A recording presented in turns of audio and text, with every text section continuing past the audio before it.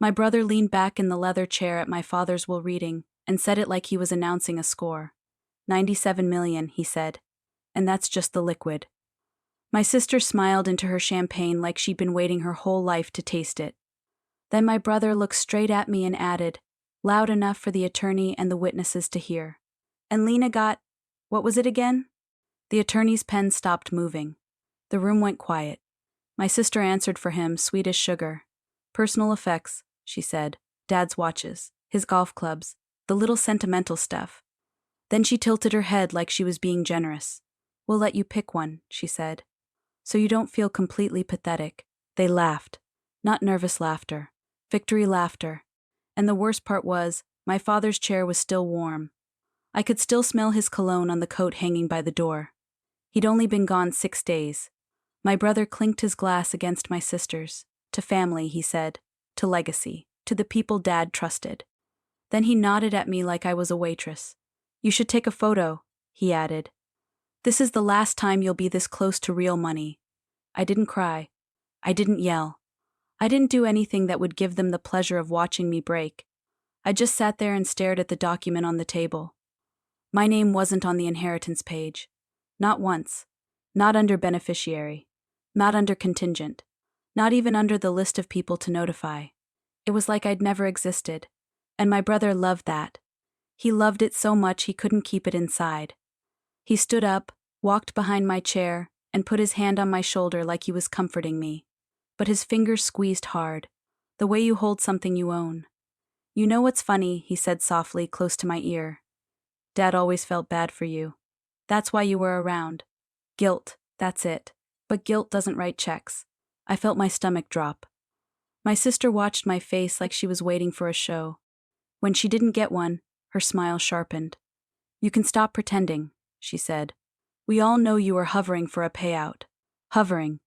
I'd been at my father's house every other day for 3 years. Doctor visits, medication lists, insurance calls, emergency room nights. Grant had flown in twice. Tessa had sent flowers twice. And now they were calling me a vulture at the funeral. My father's attorney, Ms. Hargrove, cleared her throat. If we're done, she said carefully, I'll need signatures. Grant waved a hand like she was staff. Yeah, he said. Do the paperwork. We've got a reservation. Tessa's eyes flicked to me again. Don't worry, she said, voice bright. You can keep Dad's old sweater, the one that smells like menthol and sadness. They laughed again. The witnesses looked away. Ms. Hargrove didn't look away. She looked at me once, just once, and her eyes said something her mouth didn't. Don't react. I didn't understand why she'd care. Not yet. When the signatures were done, Grant slid the folder toward himself like he was taking possession of a country. He stood. Tessa stood. They didn't hug me. They didn't even offer condolences. They walked past me like I was furniture. At the door, Grant paused and turned back. You should come to dinner, he said. We're celebrating. It'll be good for you to see what success looks like up close. Tessa added, wear something nice. Or at least clean. They left. And when the door shut, the room felt like it lost oxygen. I sat there with my hands flat on the table because if I moved, I thought I might start shaking and never stop. Ms. Hargrove packed her things slowly. Then she said quietly, do you have a copy of everything your brother and sister have been posting? I blinked. Posting, I repeated. She nodded. About the inheritance, she said. About you. Anything. My throat tightened. They haven't posted yet, I said. I trailed off because my phone buzzed in my bag like it heard me. A notification. Grant Kaplan posted. I didn't open it. I didn't want to see it. Ms. Hargrove watched my face. Open it, she said. My fingers felt numb as I pulled out my phone. Grant's post was a photo from my father's study. Grant and Tessa smiling. My father's portrait behind them like a prop. The caption said, Proud day. Dad made his choices. The Kaplan future is secure. And then the line that made my throat close. Some people are born to build. Some people are born to take. I was the some people. Tessa commented first. Finally, justice. Grant replied to her. Dad saw through the performance. I stared at the screen until my eyes burned. Ms. Hargrove said, Don't respond. I looked up. What? I whispered. She kept her voice even. Don't respond, she repeated. Save everything. Screenshot it. Send it to me. I swallowed. Why? I asked. She hesitated, like she was stepping carefully. Because your father anticipated this, she said. My heart did a strange, hard jump. Anticipated what? I said. Ms. Hargrove zipped her bag and stood. Your father didn't just leave money, she said. He left conditions. Conditions. That word didn't feel real. Rich people talk about conditions like they're normal. I'd never thought of my father as someone who would build traps. Ms. Hargrove looked at me and said, Go home. Don't answer calls. Don't argue. Let them talk. Then she opened the door and added, And Lena, whatever you do next, don't do it loud. That was it. She left me alone in the room where I'd just been erased. I sat there for another minute, listening to my own breathing, trying to keep my body from collapsing into itself. Then my phone buzzed again. Family chat. Kaplan's only. Grant, dinner at Nocturne. Private room. We're popping bottles. Dad would have wanted it. Tessa, Lena's invited too. She can bring her personal effects. Grant, she'll probably steal the silverware. Tessa reacted with a laughing emoji. Then she typed, Don't be mean. She's going to cry into a vintage Rolex. I didn't type anything. I didn't even read it twice. I just took screenshots. Then I turned my phone over like it was poisonous. I drove home in a fog, hands tight on the steering wheel, jaw clenched so hard my teeth hurt. I didn't feel grief like sadness. I felt it like a shove, like my father had died and left me with my brother's boot on my neck. When I got home, the silence hit me harder than the insults did. My house was modest. Clean. Mine. The kind of place my father used to call steady. I stood in the kitchen and stared at the counter where I'd left a grocery list. Eggs. Coffee. Dish soap. Normal life. Then I pictured Grant saying 97 million like he'd earned it with his mouth. I sank into a chair at my table and finally let one tear slide down my cheek. Not because of the money. Because my father had let this happen. Or so it looked. My phone buzzed again. This time it was an unknown number. A text. Ms. Hargrove, call me tomorrow at 9 a.m. Don't delete anything. Don't engage with them. Screenshot everything. No comfort. No sympathy. Just instructions. And for the first time since the will reading, I felt something that wasn't grief. It was a thin, sharp thread of control. If you've ever been blindsided by someone who smiled while they did it, I want you to hit like and subscribe right now. Because what happened next didn't just change my inheritance. It changed my name in my own family. The next morning, I sat in Ms. Hargrove's office at exactly 9 a.m. I hadn't slept. Every time I closed my eyes, I saw Grant's hand on my shoulder and heard him say guilt doesn't write checks. Ms. Hargrove didn't waste time. She slid a thick packet across the desk. Not the will. The trust. It looked like something you could build a house with. I'm going to ask you a question, she said. And I need you to answer honestly. I nodded. Did your brother and sister read the trust? She asked. Or did they only listen to the number? My mouth opened, then closed again. They didn't read anything, I said. Grant doesn't read. He performs. Ms. Hargrove gave a small, almost invisible nod. That's what your father expected, she said. My stomach clenched. What do you mean? I asked. She tapped the packet. Your father didn't leave 97 million to your brother and sister the way they think, she said. He structured it. I stared. What does that mean? I whispered. It means access, she said. Not ownership. And access comes with conditions. I swallowed hard. What kind of conditions? I asked. Ms. Hargrove flipped to a page and pointed. Conduct, she said. Confidentiality. Anti-coercion. My chest tightened. Anti-coercion, I repeated. She nodded. As in, she said, they're not allowed to use the trust to shame, control, or disparage another beneficiary. Beneficiary. The word made me blink. Another beneficiary, I said. But I'm not. Ms. Hargrove held my gaze. You are, she said. Just not in the way they think. My heart pounded. Ms. Hargrove slid another page forward. Read this line, she said. I leaned in and read it. Any beneficiary who publicly discloses, boasts of, or uses expected distributions to shame, control, or disparage another beneficiary will be deemed in violation of the Conduct and Confidentiality Agreement. Violation triggers immediate suspension pending review by the trust protector. Upon confirmation, the violating beneficiary's interest may be reduced or forfeited and reallocated as defined in Schedule D. My hands went cold. Trust protector, I whispered. A retired federal judge, she said. Appointed by your father. He oversees compliance. Compliance. Not feelings. Rules. I looked up.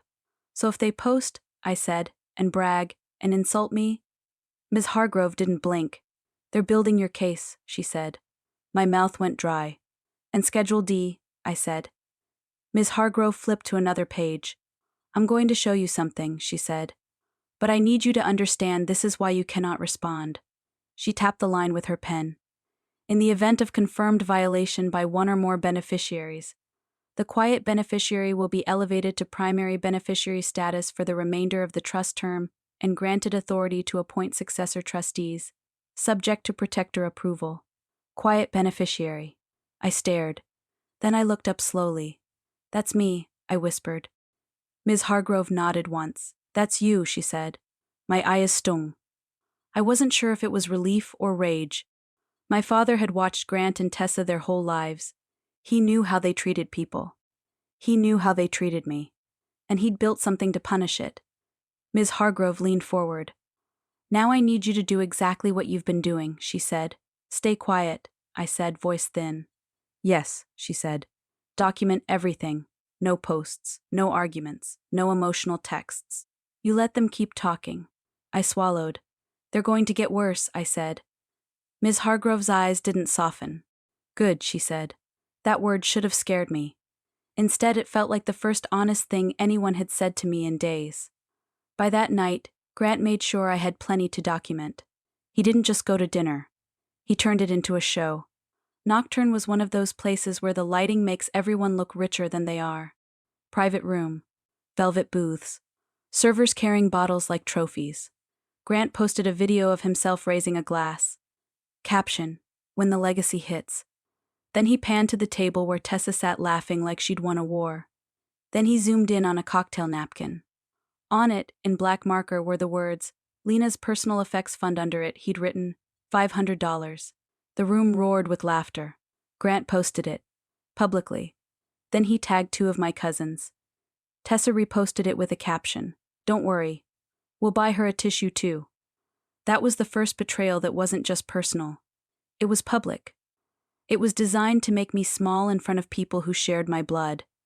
And right here, I want you to leave a comment if you've ever had family humiliate you like it was entertainment. Because this is the part that still makes my stomach twist. Not the money. The joy they took in cruelty. I screenshot everything. I sent it all to Ms. Hargrove. She replied one line. Keep going. The next week was a slow grind of humiliation. Grant called relatives and told them my father finally saw the truth about me. Tessa told people I'd isolated Dad during his decline. Old family friends started looking at me differently, like I'd been accused of something and they didn't want to ask. Grant started calling me directly, leaving voicemails that sounded almost friendly if you didn't listen closely. You don't have to be embarrassed, he said in one message. Dad did what was right. You should accept it with grace. Grace. Like I'd been given a gift. Then the next voicemail was sharp. I swear, Lena, he said, if you try anything, you'll regret it. I'm not playing. I saved it. I logged it. I sent it.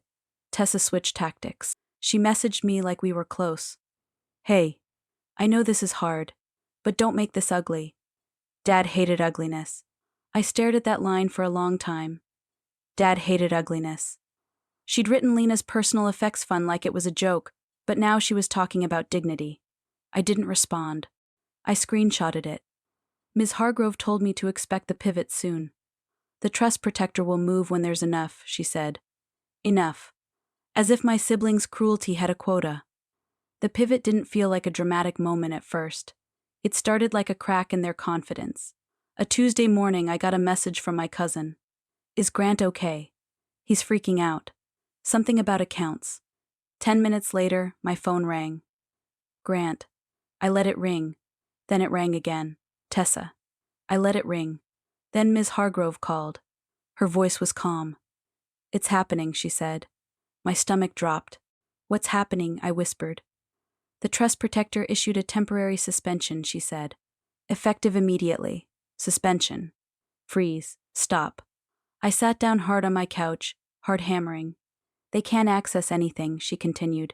No distributions. No transfers. No advances. I stared at the wall like it might explain what my life was now. Ms. Hargrove lowered her voice. Now they're going to do something stupid, she said. And you're going to let them. 10 minutes later, Grant texted me.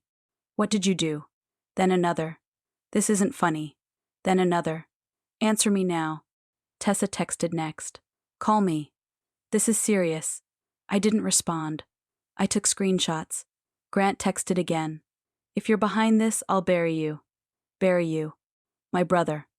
Threatening me like I was disposable. I forwarded it. Ms. Hargrove replied one word.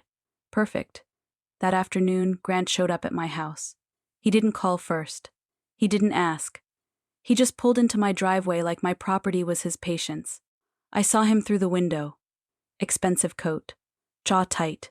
Phone already in his hand. He walked up and rang the bell like he was summoning staff. I didn't open. He rang again. Then he started knocking hard, loud enough to make my neighbor's dog bark. Lena, he shouted. Open the door.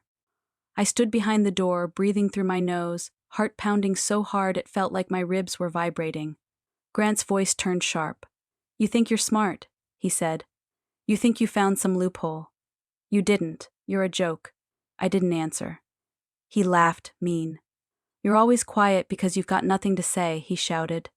You've got no power. That's why Dad cut you out. That was a lie. But it was the lie he needed. Then he said something worse. I'm going to tell everyone what you did to him, he snapped. How you controlled him. How you manipulated him when he was sick. My throat tightened. He wasn't just attacking me. He was dragging my father's decline through the street for leverage. I pulled my phone out and hit record. Grant kept going. You're going to regret this, he said. I'll contest the trust. I'll contest everything. And when I win, you won't even get your precious personal effects. He spit the phrase like it was trash. I saved the recording. Then I called the police. Not because I thought Grant was going to break in. Because I wanted a report. Because I was done absorbing this alone. When the officer arrived, Grant became polite instantly. He smiled. He put his hands up like a misunderstood brother. I stayed inside and spoke through the door. I told the officer I felt threatened. The officer asked Grant to leave. Grant stared at my front door like he wanted to burn it down with his eyes. Then he walked back to his car slowly so the neighbors could see him. He wanted the street to think he was the victim. He always wanted an audience. That night, the fallout spread. Not through official news. Through whispers. Grant's charity contact messaged me. We were told there's an issue with the foundation pledge. Do you know anything? A family friend texted. Grant's accounts are flagged. People are asking questions. Asking questions. That was Grant's nightmare. Not losing money. Losing status. Then came the real pivot. The thing that changed the rules completely. Ms. Hargrove texted me. Conference call with the trust protector. Today. 3 p.m. Do not miss it. At 3 p.m., I sat at my kitchen table with my hands folded like I was trying to hold myself together. Ms. Hargrove was on the line. Then another line clicked. A deep voice. Controlled. Older. Ms. Kaplan, he said. This is Judge Emerson, Ms. Hargrove said quietly. Trust protector. My mouth went dry. Yes, I managed. Judge Emerson didn't waste time. I have reviewed preliminary evidence, he said, of repeated violations by Grant Kaplan and Tessa Kaplan. My heart hammered. He continued, I have one question. I barely breathed. Then he asked it. Did either of them read the fine print, he said, before they used the trust as a weapon? There it was. The question. The one my siblings never imagined anyone would ask out loud. Ms. Hargrove answered carefully. Based on their documented conduct, she said, we do not believe they did. Judge Emerson exhaled. Unfortunate, he said. Then he said the line that made my skin prickle. Your father did not want his estate turned into a spectacle, he said. He did not want his wealth used to shame a family member. He paused. Effective immediately, he continued. The suspension remains. I'm ordering an audit of attempted distributions, advances, or collateralization. If funds were accessed improperly, Clawback procedures will begin. Clawback. The word sounded like teeth. Judge Emerson's voice stayed flat. If violations are confirmed, Schedule D will activate. Schedule D, my pulse thudded. And the quiet beneficiary clause will apply, he added. Quiet beneficiary. Me. I held my breath so hard my chest hurt. Judge Emerson ended the call with one instruction. Do not engage, he said. Let the process work. Then the line went dead. I sat there shaking. Ms. Hargrove spoke softly. You did well, she said. I didn't do anything, I whispered. You stayed quiet, she said. That's everything. Grant didn't stay quiet. He couldn't. The next day he posted a rant about corruption and betrayal. He didn't name me at first. He implied a villain, a greedy sibling, a manipulator. The comments poured in because people love a rich man pretending he's oppressed. Then Tessa posted something that made my stomach turn. A photo of my father's casket at the funeral home. Not the funeral, the private part. Caption. Even in death, he's cleaning up Lena's mess. My hands went cold. My father would have hated that. He would have hated his death used like content. I saved it. I sent it. Ms. Hargrove replied instantly. This is exactly what the clause covers. That weekend, Grant's status started cracking in public. He was supposed to chair a gala for the Kaplan Foundation. The kind of event where donors buy tables and pretend it's about helping kids. Grant lived for those rooms. He lived for being introduced as Kaplan. The morning of the gala, a society page posted a small update. Leadership changes due to ongoing estate review. No accusation. No drama, just review. Clean. Cold. Damaging. By afternoon, Grant's account went private. By evening, a cousin texted me. Grant got pulled from the program. People are talking. Talking. That was the punishment my father understood. Not just money, social death. Tessa called me that night. Her voice was trembling but controlled, like she was trying to sound reasonable. Lena, she said, this has gone too far. People are asking questions. This is humiliating. Humiliating. I almost laughed. Then her sweetness cracked. You need to fix this, she snapped. Or I swear I'll ruin you. I saved it. I sent it. Ms. Hargrove replied. They keep confessing. 2 weeks later, the audit results landed. Ms. Hargrove called me into her office. When I walked in, she didn't offer coffee. She didn't soften her voice. She just said, they tried to borrow against the trust. My stomach dropped. Borrow, I repeated. Yes, she said. Grant used expected distributions as collateral for a private loan. Tessa did the same with a lender who specializes in high net worth clients. My hands went cold. Is that illegal? I asked. It's prohibited, she said. Your father wrote an anti-assignment clause. They can't leverage expected distributions. It triggers breach. Breach.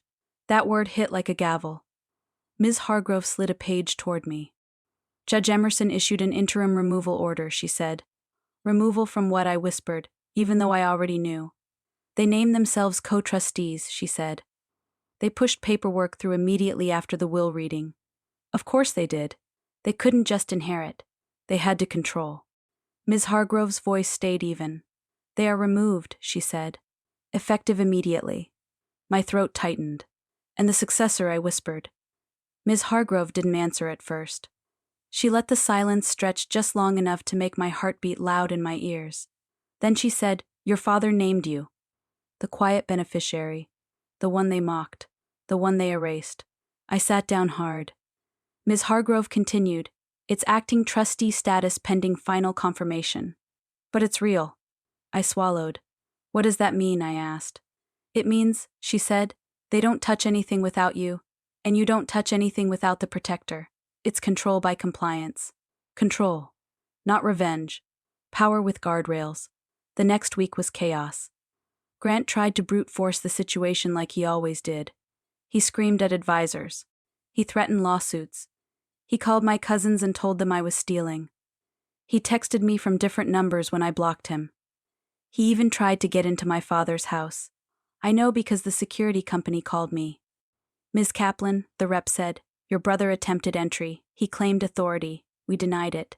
Denied it. I could hear the rage in my brother's silence through the phone. That denial wasn't just a locked door. It was the first time in his life someone had said no and meant it. Then Judge Emerson triggered the corrective disclosure requirement, the humiliation clause. He didn't call it humiliation. My father called it corrective truth. Grant and Tessa had 10 business days to retract what they'd posted and implied. They had to send written statements to anyone they'd told about the inheritance. They had to retract disparaging claims about me. In writing. On record. Grant tried to dodge it. He posted a vague story about misunderstandings. Judge Emerson didn't accept vague. He issued a formal demand. Then he issued a deadline. And if they missed it, their share reduced further. That's when the begging started. Not remorse. Fear. Tessa showed up at my door this time. No police. No theatrics. Just her standing there alone with sunglasses on even though it was cloudy. I watched through the peephole. She looked smaller than she'd ever looked. I didn't open the door. She knocked softly. "Lena," she said. "Please." I stayed silent. Her voice cracked. "I didn't mean it," she said. "Okay, I didn't mean the posts. Grant pushed me. He pushed everything. Grant pushed me." That was her favorite move. She'd throw the knife, then point at the person who handed it to her. I didn't respond. She kept talking. "You know I love you," she said, and my stomach turned because it sounded like a lie rehearsed in a mirror. "Please," she added. "People are calling me. Brands are pulling away. Friends are acting weird. This is affecting my life. Affecting my life. Not my father. Not me. Her life." Then she said the line that proved she still didn't get it. "You've made your point," she whispered. "Now stop." Made your point. Like my pain was a lesson she'd tolerated. I picked up my phone and recorded through the door. Then I sent the file to Ms. Hargrove. Ms. Hargrove replied, "Do not open. Do not speak. Let her keep talking." Tessa left 10 minutes later. Grant didn't beg. Grant escalated. He tried to stage a public confrontation. He showed up at the Kaplan Foundation board meeting. Uninvited. He walked in like he still owned the room. Security stopped him. He shouted that he was a Kaplan and the foundation was his. The chair of the board stood up. A man my father respected. A man Grant had always talked down to behind his back. The chair held a printed notice in his hand. He read it aloud. Confirmed violations. Interim removal. Audit findings. Corrective disclosure requirement. And then, in front of a room full of donors and board members, he said one sentence. "Grant," he asked, "did you even read the fine print? I wasn't there, but I saw the video later. Not on the news. On someone's phone." Grant's face went blank. He tried to laugh. No one laughed with him. That's the moment I thought was the worst thing that would happen. I was wrong. Because the lenders came next. The private loans Grant and Tessa had taken out weren't secured anymore. The expected distributions they'd promised weren't coming. So the lenders did what lenders do. They demanded payment. Personally. Grant started selling things quietly. The matte black car he'd posted. The watch collection he'd been building like a personality. Tessa listed the house she'd rushed into buying. The one she'd posted as a new era. Their friends stopped inviting them places. Not because anyone cared about morality. Because nobody wants to be associated with a financial mess that might splash. And the corrective disclosures? They went out. Grant wrote his like it physically hurt. It wasn't an apology. It was a retreat. There has been an estate review. Certain statements were made in poor taste. There are ongoing trust compliance matters. Any implication that Lena Kaplan acted improperly is retracted. Retracted. Not sorry. But it was written. It was on record. Tessa's was worse. She tried to blame grief. She tried to blame stress. She tried to blame everyone but herself. Judge Emerson accepted them anyway. Not because he believed them. Because the trust was about compliance, not redemption. Then Schedule D activated. This part is important because this is where people think the story turns into a fantasy. It didn't. It turned into paperwork. The violating beneficiaries' interests were reduced.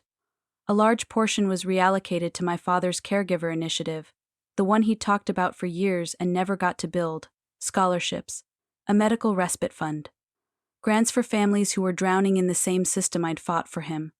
And the remainder went to the quiet beneficiary, not as a lump sum, as control, as authority, as decision-making power. Grant and Tessa didn't just lose money. They lost the right to steer the narrative. They lost the right to steer the family. They lost the right to steer my father's legacy. That's what my father actually left. Not cash. Control. And here's the extra dirty squeeze my father built in, the part that still makes me shake my head. Judge Emerson required a public correction at the foundation. Not a speech. Not a drama. A simple statement in the meeting minutes. Grant Kaplan and Tessa Kaplan were removed due to confirmed trust compliance violations. Removed. In the permanent record of the thing Grant used to treat like his throne. You can't buy that kind of consequence. My father designed it. Grant tried to call me after that. Not to apologize, to negotiate.